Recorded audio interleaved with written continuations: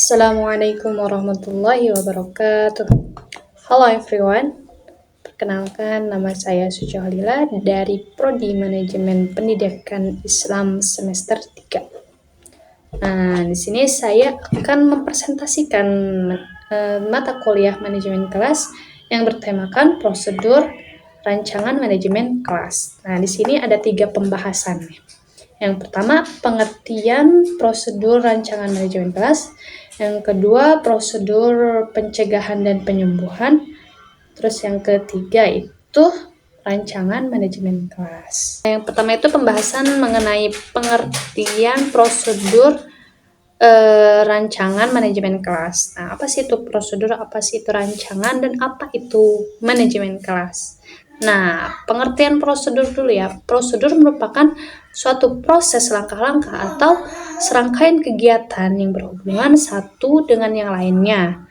Contohnya itu dalam kelas ya. Contohnya itu dalam suatu kelas pastinya ada ketua kelas, sekretaris, dan bendahara. Nah, itu merupakan serangkaian yang saling berhubungan agar menciptakan kelas yang emang teratur dan tertib. Gitu. Nah, terus ke pengertian rancangan. Rancangan itu berasal dari kata bahasa yang berarti rancang atau bangunan lah gitu, atau gambaran suatu bangunan. Nah, pastinya teman-teman juga kalau misalkan membuat rumah ataupun membuat sketsa, baik itu desain ataupun emang ngegambar, pastinya harus ada desainnya lah, atau harus ada gambarannya. Begitu pula dengan manajemen kelas ya, pastinya harus ada rancangannya gitu ya. Tiap kelas mempunyai rancangan tersendiri ya untuk menciptakan kegiatan pembelajaran yang optimal. Nah, pengertian manajemennya.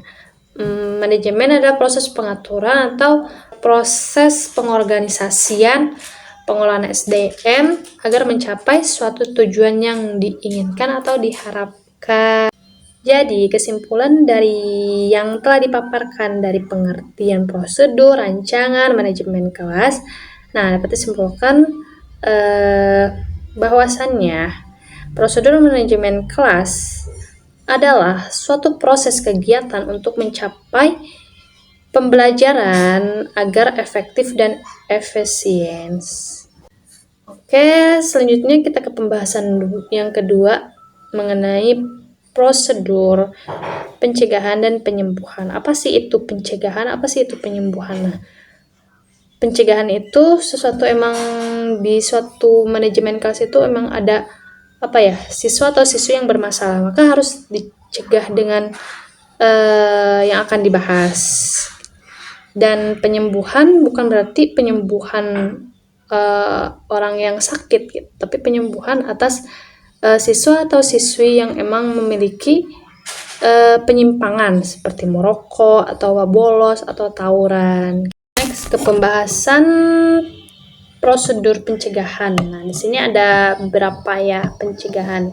Yang pertama itu meningkatkan kesadaran diri sebagai guru. Nah, maksud dari meningkatkan kesadaran diri sebagai guru itu, jadi guru itu tidak harus bersikap otoriter, melainkan harus demokratis. Nah, kadang ada aja gitu ya, guru yang emang nggak menerima pendapat dari si muridnya, misalkan si muridnya telat masuk kelas, tapi si gurunya itu nggak ngedengerin si muridnya itu untuk berbicara gitu ya. Yang kedua itu meningkatkan kesadaran pada siswa. Sebagai siswa juga harus mengetahui ya antara hak dan kewajibannya. Haknya untuk belajar dan kewajibannya itu untuk menaati peraturan yang ada di sekolah. Kadang ada aja gitu ya murid yang bolos atau yang tidak menaati peraturan yang ada di sekolahnya, seperti bolos atau tidak mengerjakan tugas, telat masuk kelas ataupun yang lain sebagainya. Ketiga itu sikap polos dan tulus dari guru. Nah, guru yang baik adalah guru yang tulus mengajarkan si muridnya. Jadi guru juga jangan hanya mau didengarkan oleh si murid, tapi seorang guru juga harus mendengarkan keluh kesah seorang muridnya. Misalkan seorang muridnya itu menyarankan untuk belajarnya itu di luar kelas, seperti di perpus, di halaman sekolah gitu, agar si muridnya juga gak jenuh gitu. Keempat itu mengenal dan menemukan alternatif pengelolaan manajemen kelas. Seorang guru juga harus mengidentifikasi masalah yang ada pada si murid tersebut, baik itu individu ataupun kelompok. Jadi guru juga gak hanya ngajar gitu, tapi harus menilai gitu ya tingkah laku siswa itu bagaimana dan pembelajarannya itu bagaimana gitu.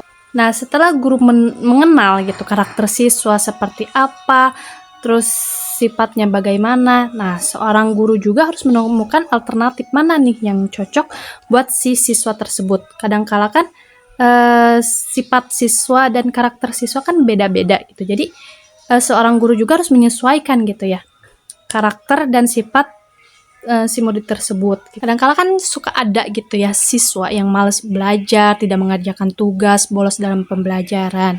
Nah, seorang guru juga harus menemukan alternatif gitu ya, dimana seorang guru juga berperan gitu ya untuk menciptakan kelas yang emang kondusif. Nah, terus yang terakhir itu menciptakan kontrak sosial. Kontrak sosial itu seperti mengadakan peraturan yang ada di kelas, ataupun tata tertib dengan sanksi yang mengatur ketertiban kelas atau ketertiban sekolah gitu. Pastinya tiap kelas beda tata tertib atau beda peraturan.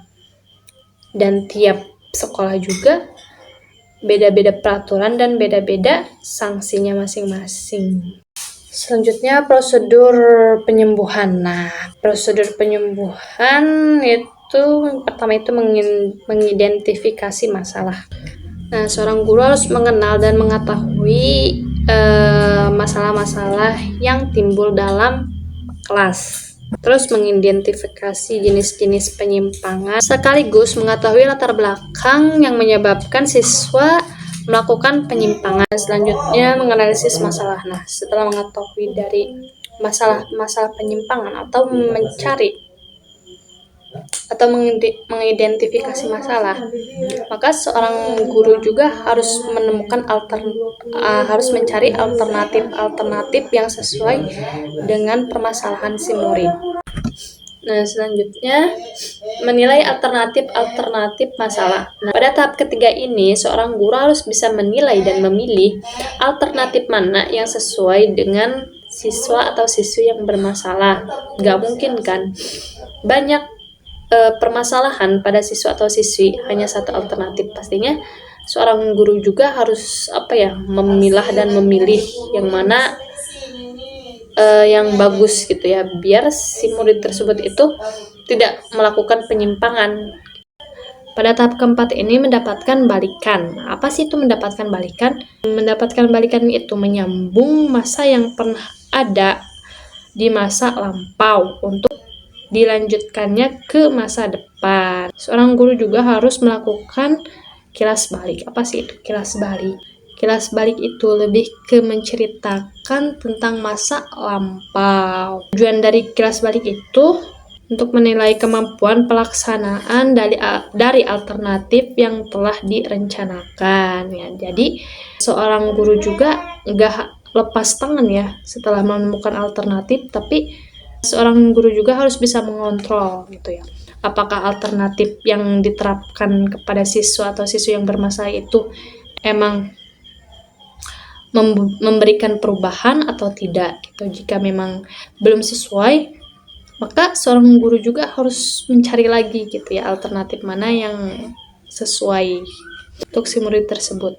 Nah, selanjutnya pembahasan yang ketiga itu rancangan manajemen kelas. Nah, sudah dibahas kan tadi tentang rancangan. Nah, saya diperjelas kembali. Rancangan merupakan serangkaian kegiatan yang disusun secara sistematis berdasarkan pemikiran yang rasional untuk mencapai suatu tujuan. Nah, hal ini juga berkaitan dengan tugas guru, di mana seorang guru harus menentukan serangkaian kegiatan tentang langkah-langkah manajemen kelas yang disusun secara sistematis.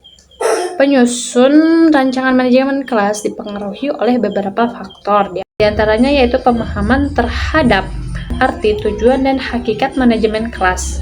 Yang kedua, pemahaman terhadap siswa yang dihadapinya. Maksudnya, guru juga harus mengetahui karakter si siswa tersebut.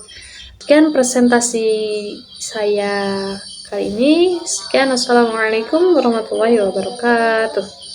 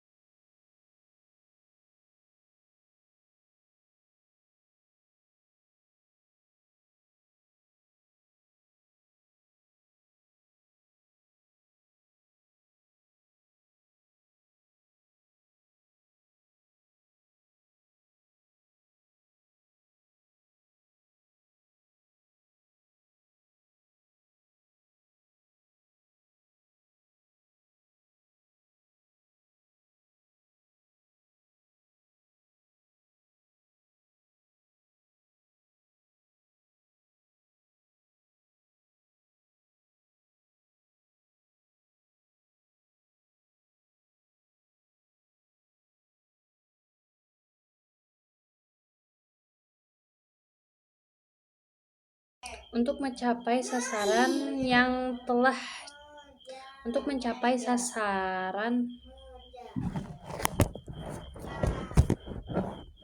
untuk mencapai sasaran yang sesuai yang telah direncanakan gitu. Pastinya kan tadi kan menilai alternatif masalah. Pastinya setelah guru menilai dan memilih alternatif, gak semuanya itu bisa merubah seorang murid yang emang bermasalah. Pastinya ada yang gagal. Nah, maka harus dilakukannya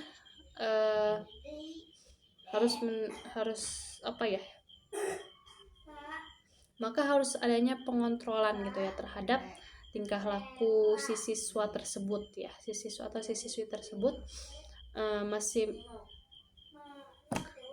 masih melakukan penyimpangan atau tidak gitu. Jika memang melakukan penyimpangan, maka seorang guru juga harus mencari lagi gitu ya alternatif mana yang emang sesuai atau yang cocok terhadap si siswa atau siswi yang bermasalah tersebut.